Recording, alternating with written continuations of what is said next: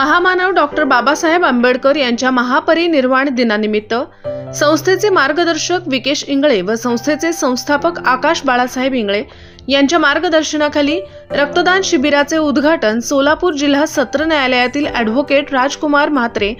राष्ट्रवादीचे नेते दत्ता बडगंची, व्यंकटेश कोलपयक, अनवर बागवान, पिंटू हंपे, शिवा गायकवाड, विश्वनाथ दुर्लेकर, टायगर तळभंडारे, संस्थेचे उत्सव अध्यक्ष इम्रान शेख यांच्या उपस्थितीत डॉक्टर बाबासाहेब आंबेडकर यांच्या प्रतिमेस पुष्पहार घालून बुद्धवंदना घेऊन करण्यात आले। यावेळी 54 रक्तदात्यांनी रक्तदान केले। यावेळी दिनेश चव्हाण, विकी ठेंगले, यश सीताफळे, फैयाज शेख,